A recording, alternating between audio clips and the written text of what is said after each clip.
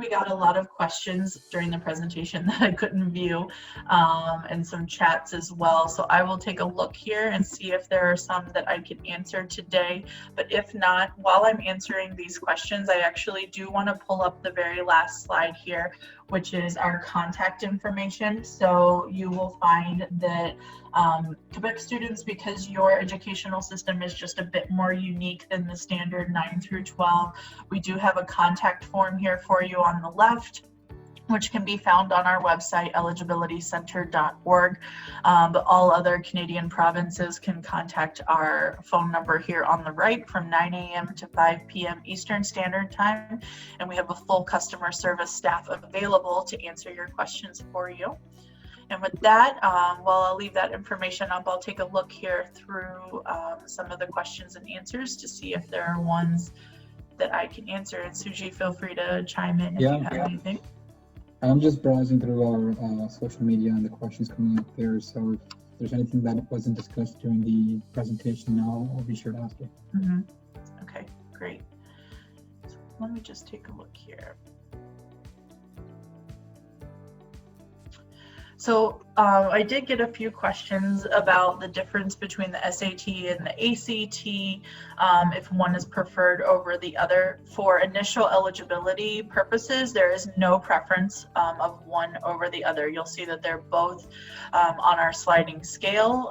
Our system runs once your GPA is calculated with the SAT or ACT, so there is absolutely no preference from the NCAA standpoint. I would just again emphasize the difference in the admissions process to the initial eligibility process. So you would want to work with the admissions or international admissions office of the NCAA school to see if they have a preference or if they even require it. So we are seeing, that was another question that we had with some schools going away from the SAT and the ACT, if the NCAA will do that as well.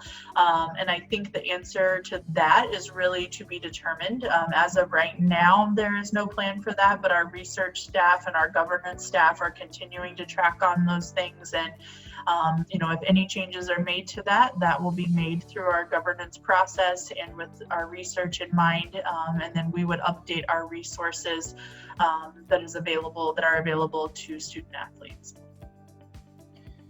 So I do have a question here, Elizabeth, from, I'm not sure if this was addressed during the presentation, but it says, I have a question regarding the recruiting calendar. For example, if it says the coach may contact you from June 15th after your sophomore year, specifically, what does that mean for Canadians? This is equivalent grade 10, but that academic year doesn't end until the end of June, which is after June 15th. So does that mean the June of the following year, or can it be June 15th when they are still a sophomore, but almost completed their sophomore year? It would be whichever is later, I believe. So if the student school year, there's a window, but if the student school year ends after that window, then it would just push back that window. So if June 15th is what the recruiting calendar says, and the school year doesn't end until June 20th, then it would be June 20th when they could begin contacting them. So that's just the window in the recruiting calendar. Great, thanks. One question we had here is about confirming the GPA calculation. You will always default to the GPA calculation for your province as published in the NCAA International Guide. So I see here it says someone mentioned that this isn't correct. What is published in the NCAA International Guide is what is correct. So for example, Ontario shows an 80 to a 100 as an A, and an A is worth a 4.0. That is the official GPA calculation for the NCAA. So in the States, that will differ from school to school, and it will be published on their school's high school account with the NCAA. But for each province within Canada, you will default to the grading scale that's published on the website by looking up that school code that I provided you with the list of, and that's where you can find all grading scale conversions. Looks like someone asked a question, Robin asked a question about schools offering IB. International Baccalaureate is another area that you can look up in the international guide. You would click on the tab Europe instead of North America. You would click on Europe and you will see International Baccalaureate listed as its own country, and that's where you can find information on approved courses, on grading scales, and everything. So if you are attending a school in New Brunswick and part of the curriculum is IB and part of the curriculum is New Brunswick curriculum, you're just going to be looking at both. So for IB courses, we would look at the IB information. For New Brunswick courses, we would look at the New Brunswick information as well. But both would count towards initial eligibility requirements. And someone asked, where do we do the SAT or the ACT exams in Canada? I would recommend going to collegeboard.com or to the actstudent.org, I believe is their website. And that's where you can find all information on testing dates and testing locations. That's all handled through the exam boards themselves. I have a question here. It's for Quebec students specifically. I know we have a lot. So for CEGEP students completed high school on time, then completed a 2-year program in 3 years. How does that affect their eligibility for football Division 1 and 2 when they leave after CEGEP? How many years would they have left? Redshirt and 4 years. Sure. So a couple of different things to talk about there. So for a student who extended their CEGEP over an extra year, we would be, once the CEGEP diploma comes in, we would be looking at 13 years of coursework for that student. So 9 through 11 with the DES, and then 12 and 13 towards that 16 core course requirement.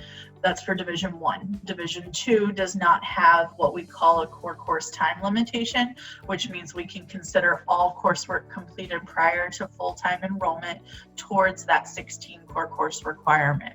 So it depends on the division that you end up in. For the sport of men's football, both Division 1 and Division 2 have what we refer to as a 1-year grace period or 1 gap year after high school. So if a student uses that gap year by delaying a year, they've essentially just used it during their high school timeline, and they would either need to enroll that upcoming fall after that gap year or stop competing in organized competition.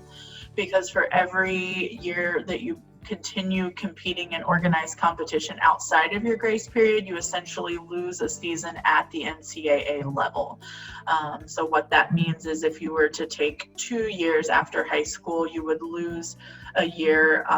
All students have going in have a 5-year clock for Division 1, and they have 4 years to use those 5 years. So if a student took an extra gap year after high school, they essentially would go in with 3 years of eligibility instead of 4. So for Division 2, it's a semester clock, so you have 10 semesters to use 8. And so that clock starts and stops versus Division 1. Once you enroll full-time in university, that clock starts and it doesn't stop, that 5-year clock, versus Division 2, it's based on enrollment of 10 semesters. Great, thanks. I think I have one. I think we can answer 2 questions at once. At what age do you recommend registering? And I'm not sure if this is referring to the profile page or the certification, but and who has access to this information or this database? Could you repeat that again? I'm sorry, I was reading one of the questions on here while you were talking. No worries. So I have, at what age would you recommend registering? And then the second part of that question here is, who has access to this database? And I do remember a question from a guidance counselor about having them access information, at least with respect to a profile page a student builds. So profile pages are free and students can register as early as they want. Here in the States, we see students that are very athletically gifted or very determined to attend an NCAA school doing it as young as 7th and 8th grade, because again, it is free.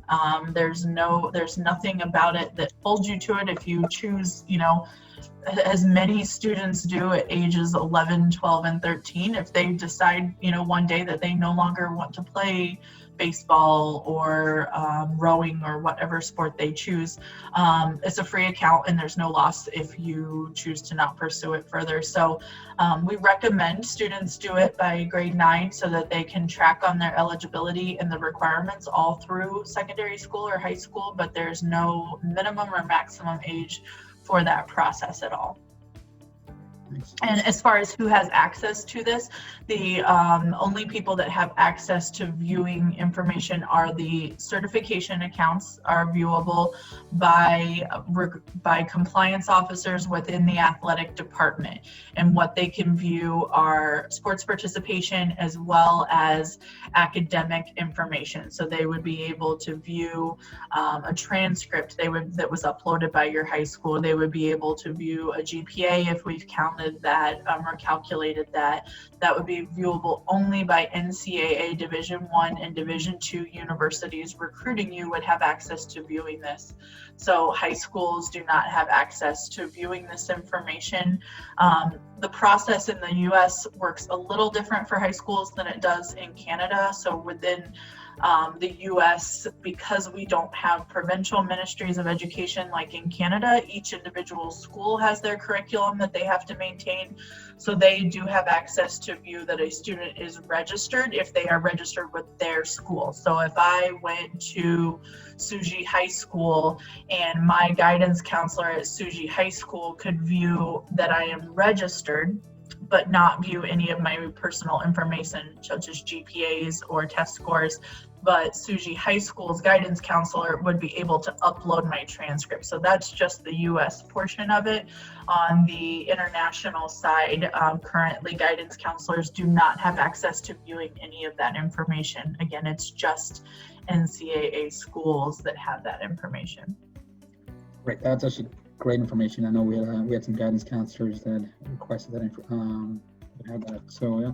Great. I'm gonna leave it to you, Elizabeth, to figure out all these questions that are coming through, what you think you want to answer.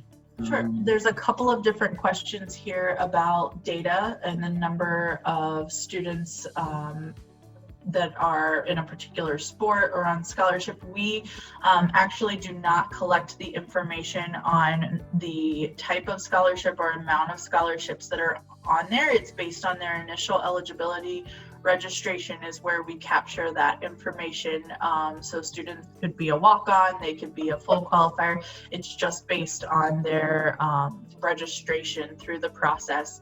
But if you would like more information or data on Canadian student athletes or any particular sport, so I see there was a question here about women's golf. If you go to ncaa.org and type in international research, that will pull up a world map for you, and you can then click on your country. So you can click on Canada and it will pull up the data that I shared with you today for the 2018-2019 school year, and it actually shows the last 4 academic years before 18-19, where you can view information on the number of Canadians per sport. So that's where you would be able to find that information. Someone asked about what are the rules if you are homeschooled. For Canada, if it goes through the Provincial Ministry of Education and you are issued a ministry transcript, it would go through the normal Canadian process. If not, if you're using something like ABECA or a couple of different homeschool programs we've seen, if you go to eligibilitycenter.org, in the upper right-hand corner is a search section. If you type in homeschool, that's where you can find all of the resources for homeschooled students. The requirements for initial eligibility are the same. It's just the process and what documentation that you have to submit is slightly different for a homeschool student than it is for a student attending a brick and mortar school within a province. We answered the question about age to register. What grade should you start contacting the coach or the university you are interested in attending? Again, I would reference the recruiting calendar and take a look at what grade you are in to see what is available for those coaches to have contact back with you. Most oftentimes we see the recruiting process really start in grade 11 or the student's junior year is the most common that we see. Yep, I think someone asked the question about for Quebec grade 12 students, do they qualify as a senior in both grade 11 and 12? And the answer is yes. Beginning with grade 11, you would be considered a senior in Quebec, and then again in grade 12.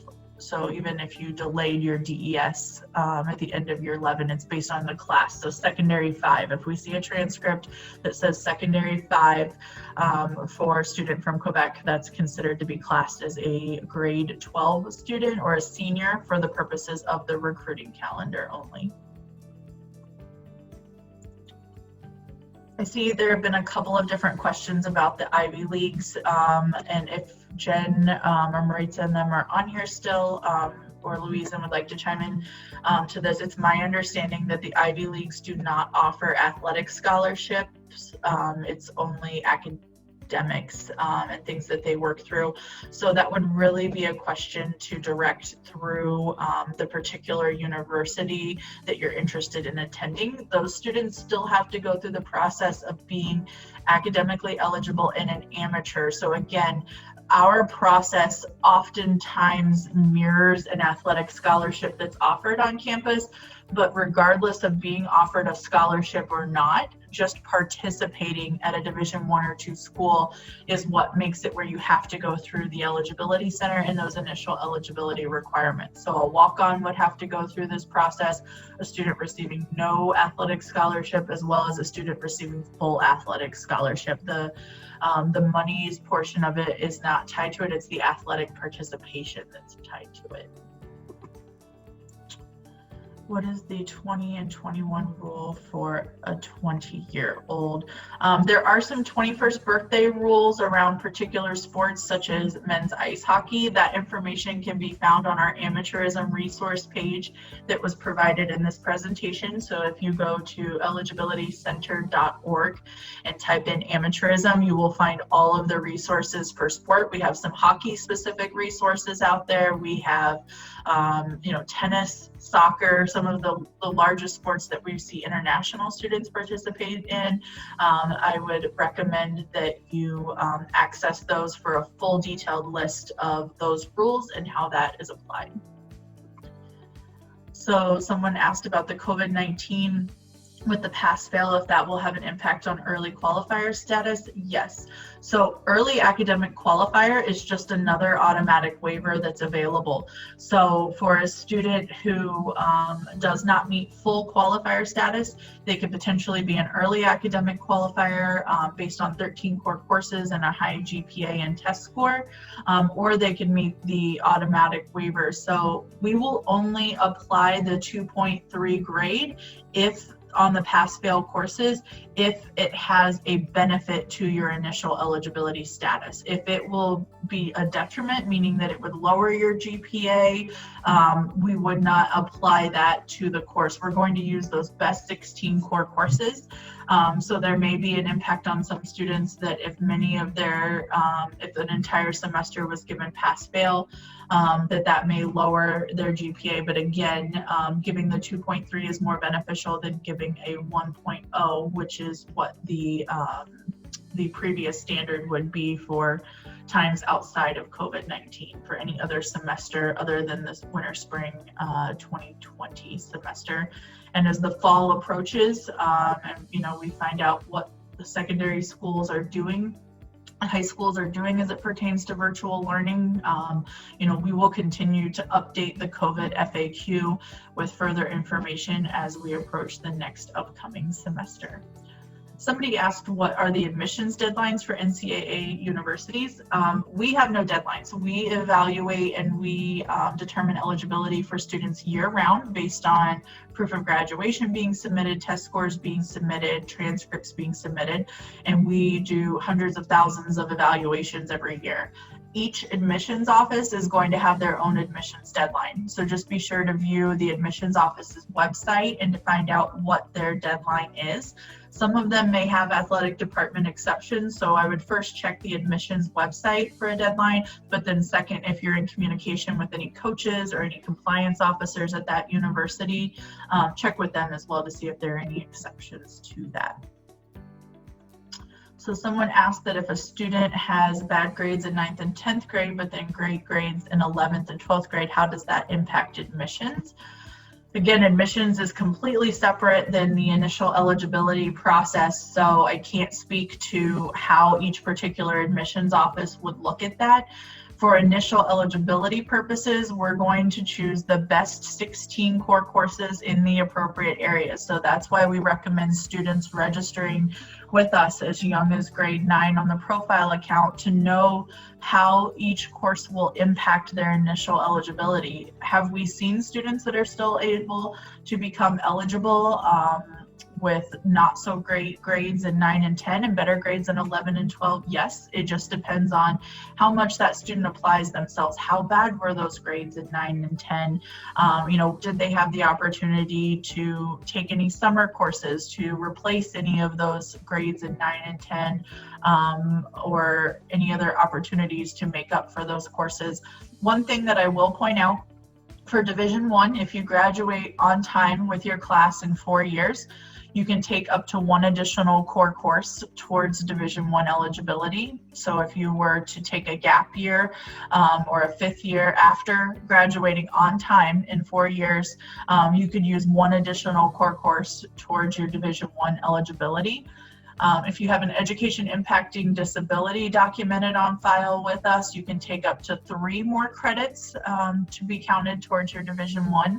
And then, as I mentioned earlier in the presentation, Division II does not have a core course time limitation, which means you can take as many courses as you need to up until full-time collegiate enrollment to count towards Division II eligibility. So if a student is taking a 13th year of school or a 5th year of high school to better improve their grades, all of those courses could be considered, as long as they're approved courses, towards Division II eligibility. Someone asked how many times you can take the SAT or the ACT. There's no limit for initial eligibility purposes with the NCAA, as long as those tests are taken prior to full-time collegiate enrollment. So once you become a full-time college or university student, we can no longer consider those. But for the NCAA purposes, we do what's called super scoring, which means if you have, if you take the test 3 times, and the first time is the best on your reading portion of it, and maybe the 3rd time is the best on the math portion, we'll take the best of each section to give you the best super score. So maybe you got 1,000 every time on the SAT, but when looking at your best of one section and your best of the other section, your combined is actually 1,100. We can do that to give you the best super score. So that's why in your eligibility center account, you will see every test score that you have submitted to the NCAA eligibility center, and then you will see your highlighted best score in each section, and then you'll see your total sum score of those best sections, and that's the score that we will use towards your initial eligibility requirements. So Suji, I see that we are out of time, I believe, today. Is that correct? So I passed the one. We got a lot of questions. A lot of them were answered as well. Really appreciate your time, Elizabeth. And we are going to be sharing everybody the contact information that you see right here in an email to those who are attending now and those who weren't able to attend as well. So again, Quebec students contact form, every other province, use that number there to give the eligibility center a call. I have nothing nothing to say. Do you want to add anything else? Nope, I would just say, there were some really great questions on there around GPA calculation and things that our customer service staff can answer for you very quickly. And they are open, they're open now. They're open until 5 o'clock every day, Monday through Friday, so Eastern Standard Time. I just recommend picking up the phone and calling them, and they can walk you through all of your questions. They're really great about that and help you towards initial eligibility. And I just want to thank everyone for joining the presentation today, and again to College Tracker for setting this up, and for everyone at the national office that joined. We appreciate it. Thank you. Absolutely. Thank you so much.